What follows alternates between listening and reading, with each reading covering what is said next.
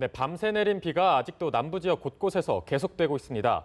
일부 지역에서는 강풍과 함께 비바람 피해 예방에 주의하셔야겠습니다. 네, 이번 비는 아침에 대부분 그칠 전망입니다. 김재훈 기자입니다.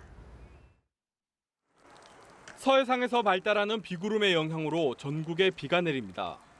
비의 양은 대부분 지방에 20에서 70mm, 지형적인 영향을 받는 제주 산간에는 100mm가 넘는 호우가 예상됩니다. 특히 이번 비는 강풍과 벼락을 동반하면서 꽤 요란하게 쏟아지겠습니다. 한반도 북쪽에서 일시적으로 내려오는 찬 공기와 남쪽에서 몰려오는 따뜻한 공기가 서로 부딪히면서 강한 비바람을 만들어내는 겁니다. 남해안과 제주도를 중심으로 시간당 20mm 이상의 강한 비가 내리는 곳이 있겠고 전국에 돌풍과 함께 천둥 번개 치는 곳이 있겠습니다. 비는 새벽에 서쪽 지방을 시작으로 오전에는 대부분 지역에서 그치겠습니다. 다만 비가 그치더라도 오늘까지는 해안과 산간을 중심으로 바람이 강하게 불겠습니다. 또 내린 비로 대기가 습해져 아침에는 내륙 곳곳에서 짙은 안개가 낄 것으로 보여 교통안전에도 주의가 필요합니다. 기상청은 비가 그친 뒤엔 당분간 전국은 맑은 가운데 주 후반에는 때이른 여름 더위가 찾아올 것으로 내다봤습니다. 연합뉴스TV 김재훈입니다.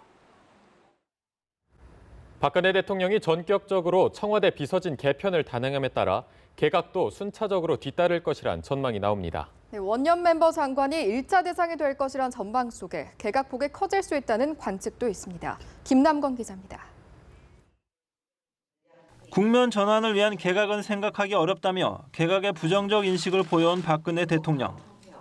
비서실장과 정책조정수석, 경제수석 등 핵심 참모진을 전격 교체하면서 이제 개각도 순차적으로 뒤따를 것이란 관측입니다.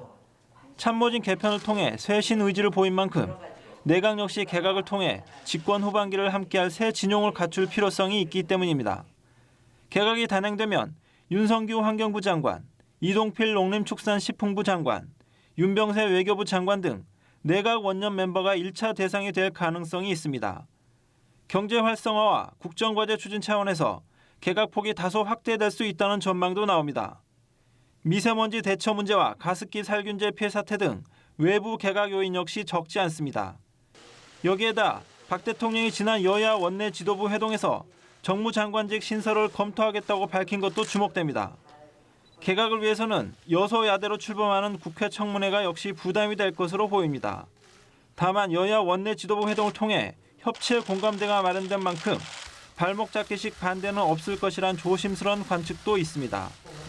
개각을 하더라도 20대 국회가 시작되고 원 구성이 마무리되는 7월에 가능할 것이란 전망이 많습니다. 청와대는 개각은 필요하면 언제든 하는 것이라며 당장 현안은 아니라는 입장입니다. 연합뉴스TV 김남권입니다.